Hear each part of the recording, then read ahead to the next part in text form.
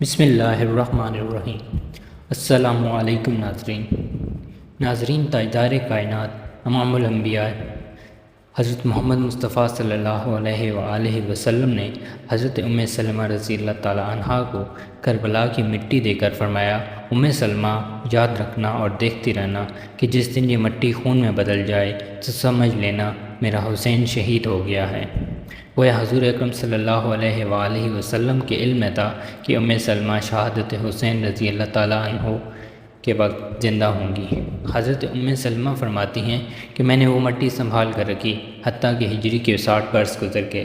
61 ہجری کا ماہ محرم آیا، 10 محرم الحرام کا دن تھا، دوپہر کا وقت تھا، میں لیٹی ہوئی تھی۔ خواب میں دیکھا کہ حضور اکرم صلی اللہ علیہ وآلہ وسلم تشریف لائے ہیں۔ آپ صلی اللہ علیہ وآلہ وسلم رو رہے ہیں، ان کی مبارک آنکھوں میں آنسو ہے، سر انور اور ریش مبارک خاک آلودہ ہیں۔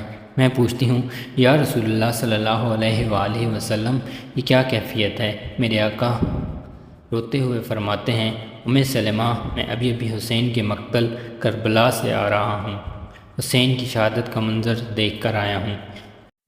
حضرت ام سلمہ نے خواب میں حضور نبی کریم صلی اللہ علیہ وآلہ وسلم کی زیارت کی اور ادھر مکہ معظمہ میں حضرت عبداللہ ابن عباس فرماتے ہیں کہ دوپہر کا وقت تھا، میں لیٹا ہوا تھا، خواب دیکھتا ہوں کہ حضور صلی اللہ علیہ وآلہ وسلم تشریف لائے، پریشان حال ہیں۔ آپ صلی اللہ علیہ وآلہ وسلم کے دست مبارک میں ایک شیشی ہے، اس شیشی میں خون ہے۔ میں نے پوچھا، یا رسول اللہ صلی اللہ علیہ وآلہ وسلم، یہ خون کیسا ہے؟ فرمایا، ابن عباس، میں ابھی مقتل حسین سے آیا ہوں، یہ حسین اس کے ساتھیوں کا خون ہے۔ آج سارا دن کربلا میں گزرا، کربلا کے شہیدوں کا خون اس شیشی میں جمع کرتا رہا۔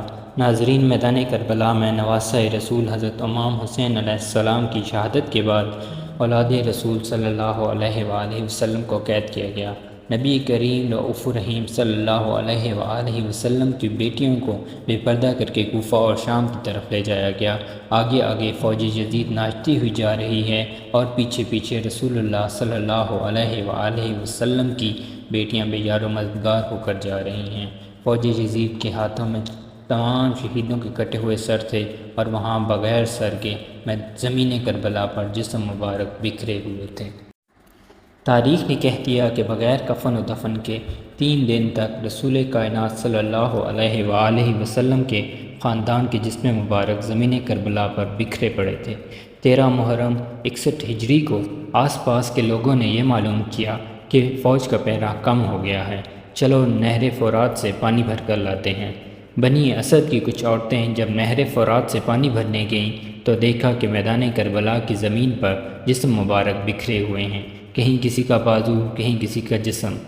انہوں نے جب اس عالم کو دیکھا تو روتے روتے اپنے مردوں کے پاس پہنچی اور روتے چیختے ہوئے پکارنے لگیں، اے رسول اللہ صلی اللہ علیہ وآلہ وسلم کا کلمہ پڑھنے والوں، اس زمین کربلا پر رسول اللہ صلی اللہ علیہ وآلہ وسلم کا خاندان تھا، شاید یزید کی فوج نے انہیں شہید کر دیا ہے، ان کے جسم مبارک بکھرے ہوئے ہیں، ان کے خیمے جلے ہوئے ہیں، چلو آؤ ان کی تدفین کرتے ہیں۔ ان کے مردوں نے کہا، پاگل ہو گئی ہو کیا؟ دیکھتی نہیں ہو کہ یزید کی فوج نے قتل کیا ہے؟ اگر ہم ان کی تدفین کریں گے تو ایسا نہ ہو کہ یزید ہمارا بھی دشمن بن جائے، چھوڑ دو، کوئی نہ کوئی آج آئے گا تدفین کر دے گا۔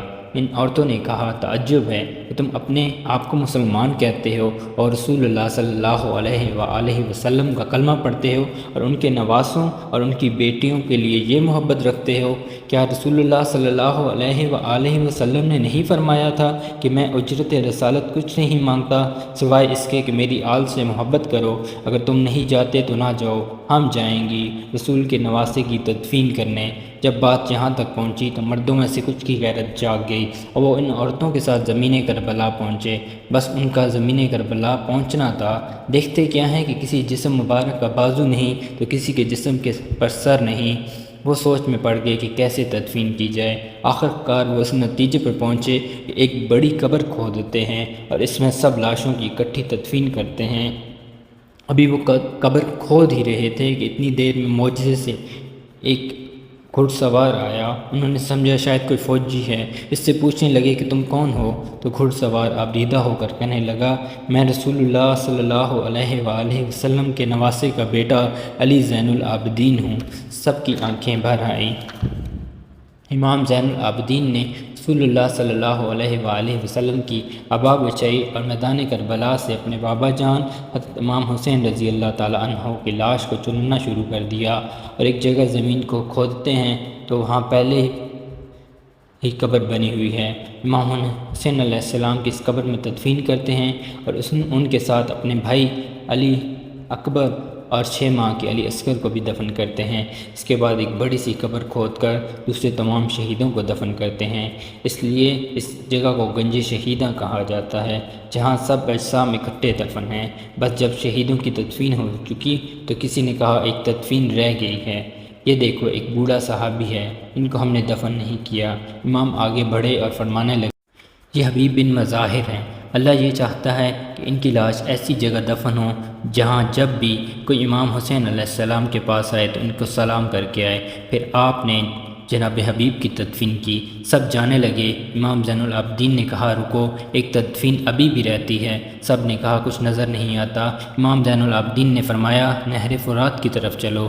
جب آگے بڑھنے لگے تو ایک بازو نظر آیا، اور آگے بڑھے تو دوسرا بازو نظر آیا۔